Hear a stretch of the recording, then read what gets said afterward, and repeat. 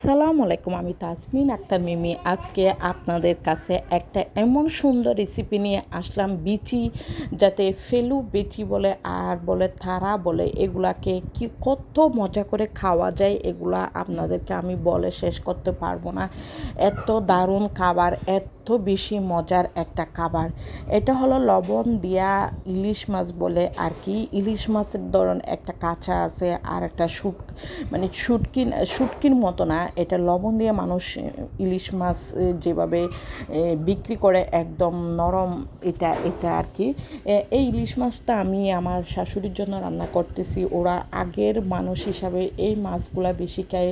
লবণ লবণযুক্ত ইলিশ মাছ এগুলা কিন্তু আগের মানুষেরা অনেক বেশি। এই ইলিশ মাছে আমি সব কিছু কাঁচা দিয়ে দিছি। আপনার এই যে কাঁচা মরিচ থেকে, লাল মরিচের গুঁড়া থেকে, পেঁয়াজ, রসুন, তারপর আদা দিই নাই, তারপর হলুদ, তারপর এই যে কাঁচা তেল পরিমাণ মতো, এগুলা দিয়ে কিন্তু আমি রান্না করতেছি। আপনারা কিন্তু সবাই একটু লাইক কমেন্ট শেয়ার দেবেন। আসলে এগুলো অনেক বেশি সুস্বাদু হয়, অনেক বেশি মজা হয়। আপনারা এভাবে একবার ট্রাই করতে পারেন। যেগুলো আমি দিয়ে দিছি এগুলো তো আমার সব কিছু সবাই একটু লাইক কমেন্ট শেয়ার করবেন।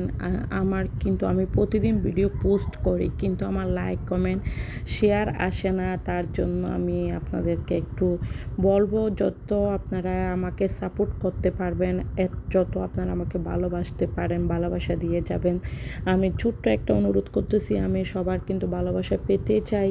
আমাকে ভালোবেসেই যান, আমার উৎসাহ, আমার আগ্রহ আরও যাতে বাড়ে।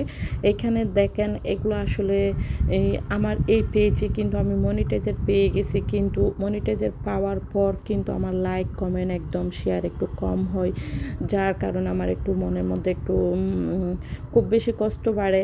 এত কষ্ট করে ভিডিও দিই, কিন্তু কেউ লাইক কমেন্ট শেয়ার করে না।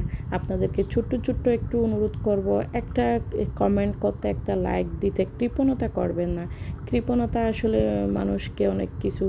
এই এই এই এই রান্নাটা হলো আমার দুই ছোটো মেয়ের জন্য। আমার দুটা ছোটো মেয়ে আছে, ইরিশা আর ইশা। তাদেরকে আমি প্রচুর প্রচুর প্রচুর সবজি খাওয়াই।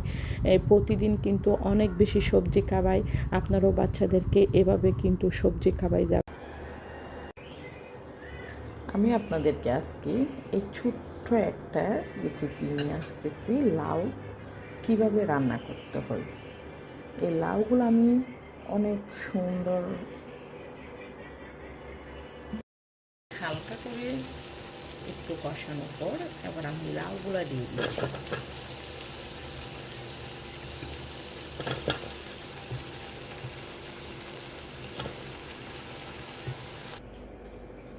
ভালো করে আমি লাউটা নেড়ে ছেড়ে দিয়েছি। নেড়ে ছেড়ে দেওয়ার পর এবার আমি ঢাকনা দিয়ে দেব। শহীদ গাজী রুবে খানে হয়নি যারা দেশিদের দেশের তরে চাপিয়ে পড়েন শক্ত হাতের